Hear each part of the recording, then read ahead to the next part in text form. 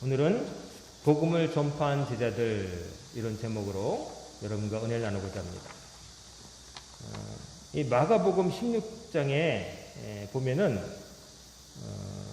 우리가 자세히 들여다봐야 하는데요. 9절부터 20절까지를 한번 보세요. 여러분 가진 성경을 보시면 9절 첫 부분 앞하고 20절 끝에 괄호가 쳐져 있는 걸 보시게 될 거예요. 꺽쇠 괄호 보이시죠? 여러분 성경에 9절 앞에 거기 예수께서 그 앞에 꺽쇠 괄호 열고가 있고, 또 마지막에 20절 끝에 말씀을 확실히 증언하시니라, 20절 끝에 라, 그 다음에 저기 또 디귿자 모양의 그 꺽쇠 괄호가 있는 걸 보시게 될 거예요. 요 성경에는 문자 부호 하나도 그냥 허투루 넣은 게 없습니다. 왜 여기 꺽쇠 괄호가 있냐면은 이 성경 가운데 옛날부터 이 전해 내려오는 이 성경의 그 필사본, 손으로 옛날에는 다 적었잖아요. 복사기가 없던 시절에. 근데 요 9절부터 20절까지는 어떤 그 사본에는 있지만 어떤 사본에는 없다는 거예요. 그 부분이 뜯겨 나왔든지 아니면 지워졌든지 해서 없는데, 다행히 있는 것이 남아 있어서 여기 추가를 한 겁니다. 추가를 해서 이제 우리 처음에 교회가 세워졌을 때 성경을 수집하던 초대교회 사람들이 이 부분이 꼭 필요하다, 이 중요한 부분이 들어있다 해서 여기에 성경에 실려 놓은 겁니다. 이 부분은 이 마가복음의 이를테면 문학작품으로 볼 때는 에필로그라고 하는 것에 해당돼요. 후기.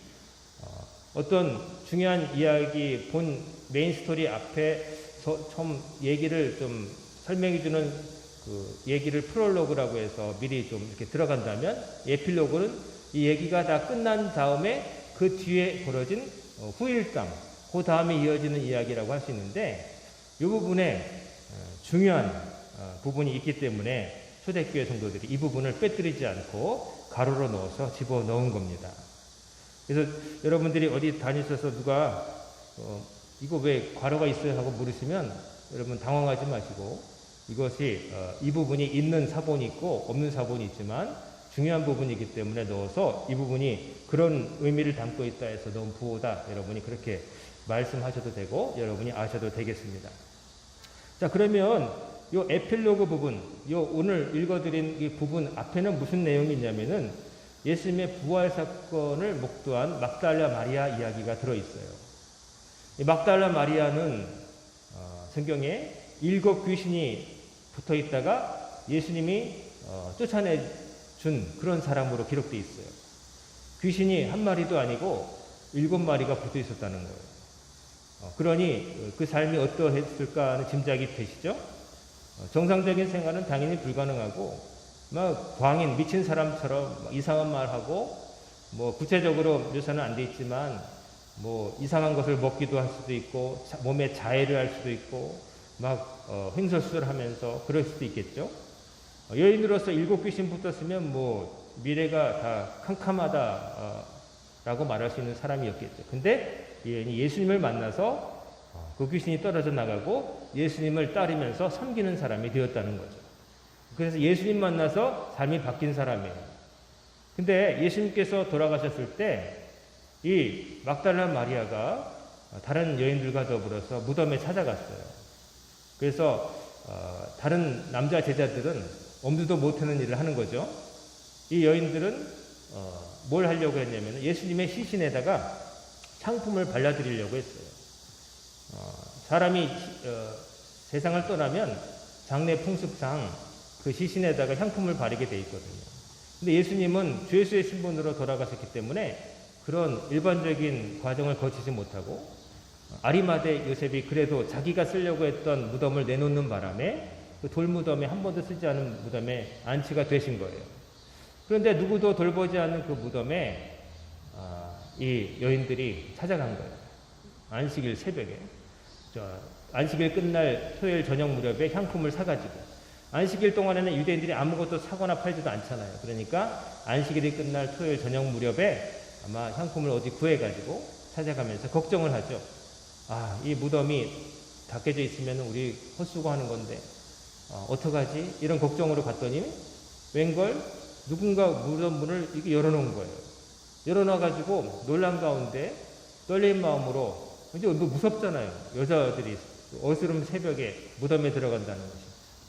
그래서 들어가 봤더니 예수님은 안 계시고 시신은 없고 한 흰옷 입은 청년이 있는데 그 자신은 천사였죠. 천사가 이제 예수님이 살아나셨다 하는 것을 알려줍니다. 그때 갔던 여인들에게 알려주죠. 성경에 보면은 야고보의 어머니 마리아와 살로메 그리고 막달라 마리아 3명이 들어갔다가 똑같은 일을 이제 봅니다. 근데 이 천사가 그 일을 알리라고 했어요. 다른 제자들에게 알리라고 했는데 이제 막달라 마리아에게 이제 예수님께서 이제 나타나셨는데 원래는 이 세 여인에게 말씀하셨는데 세 여인이 겁나가지고 두려워가지고 아무 일도 그 일을 못해요. 제자들에게 전하라고 했는데 무서워가지고 화들짝 도망 나온 다음에는 그냥 말도 못하고 전전긍긍하는데 이제 막달라 마리아에게 우리 예수님께서 나타나셔서 직접 보여주세요. 그리고 그 말씀을 이제 전하도록 하는 거죠. 그래서 막달라 마리아가 한 일이 뭐냐면은 제자들에게 찾아가서 11 제자들에게 찾아가서 예수님 다시 살아나셨다 하는 것을 전하는 것이었어요. 근데 이렇게 전했는데 듣고도 어땠습니까? 믿지 않았다는 거예요. 사도들조차 예수님과 3년 동안 동고동락했던 사도들조차 막달라 마리아의 말을 안 믿었다는 거예요. 예수님이 십자가에서 돌아가셨다는 것은 철석같이 믿었는데 예수님께서 다시 사셨다는 것은 듣고도 못 믿었어요. 못 봤으니까. 도마만 예수님 부활을 안 믿었던 게 아니라 모든 제자가 다 안 믿었다는 거예요. 안 믿었어요. 성경이 이런 일을 그대로 전합니다. 사람이 만약에 일부러 기독교를 인위적으로 전파하려는 마음을 가지고 성경을 기록했다면 아마 이렇게 기록 안 했을 거예요. 그래도 수제자 베드로는 탁 알아차리고 탁 처음부터 믿었다 이러면서 자기들의 영적 지도자를 띄워줬을 텐데 성경은 베드로도 안 믿었다. 한 사람도 안 믿었다는 거예요. 제자들. 예수님의 그냥 뒤에 모습만 보고 따라다니는 사람이 아니라 이야기도 나누고 잠도 같이 잤던 그런 사도들조차 안 믿었다는 걸 그대로 여과 없이 보여줘요. 여기는 두 가지 점을 우리에게 보여주는데 첫째는 그만큼 예수님의 부활 사건은 믿기 힘든 기적이었다는 거하고 두 번째는 성경은 있는 그대로를 전하는 책이라는 거예요. 조금도 가감하지 않고 미워하지 않고 있는 그대로 전하는 진리의 책이라는 거예요. 사람이 어떤 목적을 가지고 목적이 앞서게 되면은 과정을 슬쩍 바꾸는 수가 생겨요. 이 성경을 기록할 때 예수님의 부활을 사람들로 하여금 믿게 해야 되겠다. 이런 목적이 앞서가지고 우리를 이끄는 지도자도 처음부터 딱 믿고 확신을 가지고 잘했다. 이렇게 하면 좀 포교가 쉬울 것 같은데 우리 지도자였던 베드로 이런 사람들, 위대한 사람들도 안 믿었다. 이렇게 솔직하게 다 보여주는 거예요. 이것은 하나님께서 성경을 기록하는 사람들의 붓을 마음대로 못하게 하고 있는 그대로 적게 하셨다는 증거인 거예요. 그래서 한 명도 믿지 않았다는 거예요. 믿지 않고 여기 보면은 엠마오로 가던 두 제자 이야기가 나와요. 이들은 사도는 아니었고 누가 보면 이제 글로바라 이름도 밝혀져 있는데 어쨌든 사도급은 아니지만 제자로 예수님 곁에 따랐던 사람들인데 이 두 사람이 예수님의 부활을 믿지 못하고 실망한 가운데 엠마오로 가다가 예수님을 만나서 유턴해가지고 누가복음에 자세히 설명되어 있죠. 식사까지 한 다음에 눈이 밝아져가지고 돌아와서 다른 제자들에게 알려줘요. 근데도 이번에도 안 믿어요. 막달라 마리아가 전에도 안 믿었고 엠마오로 가다가 유턴해서 들어온 두 제자의 말도 안 믿어요. 그만큼 믿기 힘들었다는 거예요. 안 믿어가지고 결국 어떻게 하십니까? 예수님이 직접 등판하세요. 직접 등판하세요. 드러나세요. 안 믿으니까요. 막달라 마리아를 보내도 안 믿으시, 두 제자를 보내도 안 믿고, 그러니까 직접 나타나셔요. 11제자가 음식 먹을 때 나타나셔가지고 그들의 믿음 없는 것과 마음이 완악한 것을 꾸짖으셨다.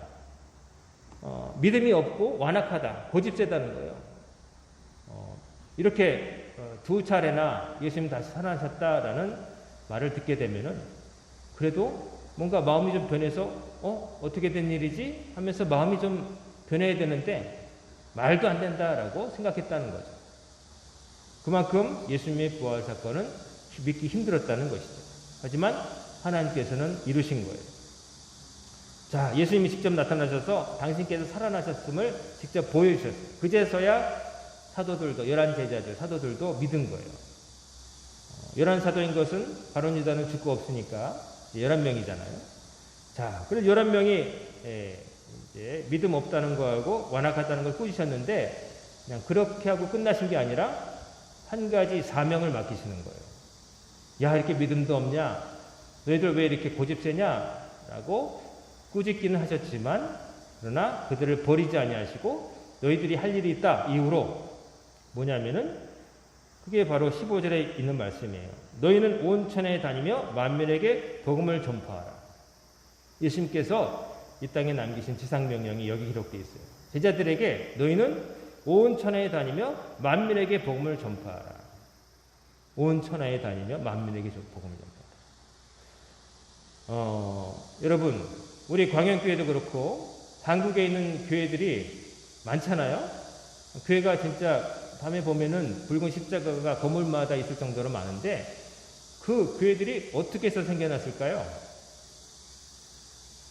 이 땅에 피부색 다르고 눈 색깔도 다른 사람들이 예수님을 믿는 진리의 복음을 들고 목숨 걸고 와서 이 땅에 복음을 전했기 때문에 우리가 믿게 된 거예요. 우리가 가만히 앉아 있었으면은 뭐 불교라든지 타종교 믿고 살았겠죠? 그런데 그 교통도 힘들었고 잘못 들어오면은 목이 잘려 죽던 그 시절에 그냥 누가 막지 않아도 풍토병으로 자식이 죽고 남편이 죽어 넘어가 그런 시절에 진리의 빛을 예수님의 이 지상명령을 지키려고 복음을 들고 국경을 넘어서 혈통을 초월해서 여기 와서 복음을 전한 선교사들이 있었기 때문에 이 땅에 처음 믿는 자가 생겨났고 교회가 세워진 거예요. 지금도 서울 양화진에 가면은 선교사들의 무덤이 있어요. 거기 한번 가보시면 그 비석에 새겨진 문구만 봐도 뭉클해요. 그 보면은 사연들이 다 그거예요. 우리나라 와가지고 오자마자 우리나라 옛날에 뭐 콜레라 장티부스 막 있고 그래서 풍토병에 걸려서 막 애들이 죽고 여러분 자식을 잃는다는 거 얼마나 슬픈 일이에요. 좌절해가지고 고국으로 가버릴 것 같은데 그래도 남아있고 또 남편이 죽었는데도 나중에 또 들어오고 죽어서도 이 한국에 묻히고 싶다고 유언하고 돌아가신 분도 있고 우리 아펜셀러 목사님처럼 이 감리교 한국의 감리교를 전해주신 아펜셀러 목사님은 이 땅에 와서 그 전라도 바다에서 배가 가라앉은 중에 그 여학생 구하려고 뛰어졌다가 순교하셨잖아요. 목숨 걸고 이 땅에 와서 복음을 전한 분들 그분들은 예수님의 이 온천에 다니며 만민에게 복음을 전파하신 이 명령 이거를 준행하기 위해서 여기까지 오신 거예요. 어떻게 생각해 보면 만약에 처음 믿었던 분들이 뭐 우리나 잘 믿고 천국 가면 끝이지 라고 생각하고 말았다면 그것은 하나님의 뜻에도 맞지 않을 뿐더러 지극히 이기적인 그런 욕망에 불과했을 거예요. 근데 예수님은 분명히 너희들은 내 제자니까 됐다. 이제 너희들은 행복하게 살아라. 라고 말씀하지 아니하시고 온 천하에 다니며 만민에게 복음 전파하라고 하셨어요. 그래서 그런 그 말을 지킨 사람들이 있기 때문에 전 세계에 복음이 전파된 거예요. 오늘 선교사님도 모셨지만 이따가 좀 자세히 설명드리시겠지만 이 파키스탄이라는 나라가 아주 이슬람 나라 그 정체성 자체가 이슬람 공화국이에요. 그러니까 이슬람이라고 하는 종교가 그 나라에 존재하는 여러 종교 중에 하나긴 하지만 절대 다수고 실제적으로 이슬람교를 믿지 않으면 불이익을 당하고 여러 가지 어려운 거예요. 뭐 이웃나라 중국만 하더라도 중국 공산당원이 되려면은 종교를 가지면 안 돼요. 근데 살짝 몰래 믿는 사람이 있어요. 은퇴하면 믿겠다고. 근데 공산당원이라는 게 우리가 생각하는 그런 게 아니라 중국에서는 출세길이라고 보시면 돼요. 관직에 나가시는 길. 공산당이 되면은 수많은 혜택이 있거든요. 거기서 엘리트로 대접받고, 근데 만약에 기독교인이다 그러면 아예 공산당원이 될 수 있는 자격이 박탈돼요. 자기가 미리 얘기해버리면. 믿는 것 자체로 탄압은 직접 안 해요. 대놓고는. 자기 나라도 이제 민주주의 국가다 이렇게 말하기 위해서. 근데 만약에 우리나라 상황을 바꿔서 오늘날 대한민국 정부가 휘가닥 이상하게 돼가지고 교회를 다니면은 여러분 자녀들은 공무원 못 된다. 다른 것 빼고 공무원 시험을 못 친다 그래버리면 아마 어떻게 될까요? 가끔 그런 상상을 혼자 해봐요. 그래도 다 남아있을까? 남아있겠지. 이런 생각을 하면서도 그럴까? 우리나라 사람들 다 교회 다닌다고 말하는 사람들이 다 그런 페널티를 감수하며 신앙을 지키려고 할까? 이런 생각이 솔직히 드는 때가 있어요. 근데 그래도 난 예수 믿겠다 하는 사람들이 예수 믿는 거예요. 예수 믿는 것 자체로 페널티 정도가 아니라 초대교회 사람들은 목을 내놓을 뻔하는 거예요. 예배 한번 드리러 가는 게 목숨 거는 거예요. 로마 카타콤 지하 음습한 묘지에 왜 교회가 있겠어요? 그 지하 시체를 뒀다 그러니까 로마 병정들이 거기까지는 차마 기분 나빠서 안 들어오니까 거기 모여서 예배 드린 거예요. 예배 드리러 가는 것 자체가 목숨을 건 거예요. 연속극 볼까, 친구 만날까, 여행 갈까, 휴가 갈까 하고 경쟁하는 게 아니에요. 목숨과 놓고서 그래도 예수 믿겠다 이렇게 다닌 분들이 처음 믿은 분들이었고 그분들 덕택에 교회가 세워졌고 교회가 또 복음을 전하는 이들을 보내서 여러 곳에 복음이 전해진 거예요. 예수님께서 이런 명령을 주셨는데 이 명령은 제자들, 그때 당대 제자들에게만 주신 게 아니라 이 땅에 존재하는 모든 교회들에게 똑같이 주신 명령인 거예요. 교회는 같은 믿음을 가진 사람들이 모인 곳이에요. 하지만 같은 믿음을 가졌다고 해서 모여서 그냥 자기들끼리만 웃고 행복하면 되냐? 그거 아니에요. 그거는 동호인 활동하고 비슷한 거예요. 내가 배드민턴을 좋아해서 모이고, 내가 뭐 테니스를 좋아해서 모이고, 내가 뭐 볼링이 좋아서 모이고, 그거는 자기들이 행복한 거예요. 자기들끼리 똑같은 관심사가 있으니까. 근데 교회는 하나님을 믿는 것을 좋아하고 거기에 삶을 걸 뿐만 아니라 그 믿음을 세상에 전파하는 것까지 해야 되는 거예요. 교회의 존립 목적은 우리끼리 해피한 게 아니에요. 우리들만의 천국을 만드는 게 아니라 모두의 천국이 있음을 세상에 전하는 것이 되어야 되는 거예요. 그래서 교회는 선교를 하는 겁니다. 선교. 복음을, 가르침을 퍼뜨리는 거예요. 베푸는 거예요. 널리. 짧게 보면은 전도, 이 국내에서 하는 걸 전도라고 하고 국경을 넘는 것을 선교라고 하지만 넓게 보면은 전도든 선교든 결국 뭐냐면은 주 예수의 복음을 세상에 전하는 거예요. 피부색이 같든 다르든. 그래서 복음을 전하는데 국경을 넘는 그 믿음이 있었기 때문에 오늘날 한국교회도 있는 거고 한국교회에서 먼 나라의 선교사들을 파송하고 있는 거예요. 요즘 옛날에 IMF 때도 힘들었지만 요즘 또 팬데믹 상황 속에서 제일 힘들어진 게 선교지예요. 선교사님들이 선교할 수 있도록 이 국내 교회에서 서포트를 해줘야 되는데 전쟁에서 보면은 총만 쏜다고 이기는 게 아니에요. 후방에서 식량이니 총알이니 이런 것들을 보급해줘야 전쟁에 이기는 거예요. 근데 그 역할을 하기가 지금 많이 힘들어진 거예요. 국내 교회들이 어려워지니까. 그러니까 복음을 전하는 저 천병에 있는 선교사들의 삶의 처지도 그만큼 힘들어진 거예요. 여러분들이 그분들을 위해서 기도 많이 하셔야 되는 거예요. 우리가 우리를 위해서도 기도하지만 이 땅의 교회들이 든든해야 도울 수 있으니까 내가 섬기는 교회를 위해서 기도해야 되고 또 내가 섬기는 교회뿐만 아니라 복음을 전하기 위해서 낯설고 물선 곳에 가족과 함께 가서 애쓰는 분들 위해서 기도하고 또 후원도 해야 되는 거예요. 우리 교회 헌금란을 보시면 감사헌금 11조 뭐 그런 것도 있지만 선교헌금도 있어요. 선교헌금이라는 것은 그런 분들을 돕기 위해서 그런 마음을 가지고 기도하는 분들이 선교헌금을 하는 거예요. 그냥 그런 항목을 만들어 놓은 게 아니라 그것이 중요한 일이기 때문에 항목을 만들어 놓고 여러분들이 헌금을 하시는 거예요. 제가 뭐 선교헌금을 하시라 마시라 뭐 이런 거를 한 번도 얘기한 적 없고 하시는 분들만 하시는데 성경적으로 보면은 선교를 위해서 마음을 쓰고 마음뿐만 아니라 물질도 드릴 수 있어야 되는 거예요. 오늘 말씀을 좀 짧게 접겠습니다. 우리 선교사님이 듣고 이야기를 조금이라도 좀 더 할 수 있도록 말씀을 적겠습니다. 요컨대 제자들은 복음을 전했습니다. 그 복음의 내용은 예수께서 다시 사셨고 그 예수를 믿는 누구든지 다시 살 수 있다. 영원히. 그리고 그러려면은 예수님의 삶과 그 가르침을 본받아 행해야 된다. 그것을 전하는 것을 사명으로 삼았고 우리도 오늘의 제자로서 그 일을 감당해야 된다는 그 말씀을 전하려고 오늘 이 강단에서 이 말씀을 드립니다.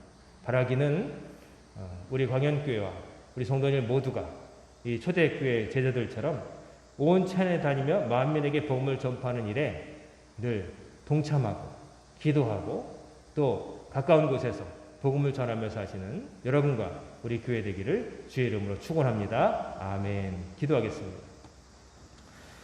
사랑과 은혜가 충만하신 아버지 하나님, 오늘 예수님께서 승천하시기 전에 제자들에게 남기신 그 지상명령을 함께 나누어 보았습니다.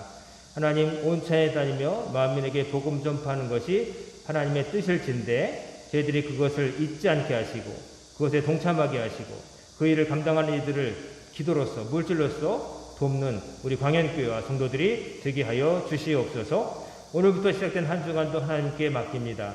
하나님께서 저희들과 동행하시고 인도하시고 가장 좋은 길로 인도하여 주시옵소서. 예수님의 이름으로 간절히 기도합니다. 아멘.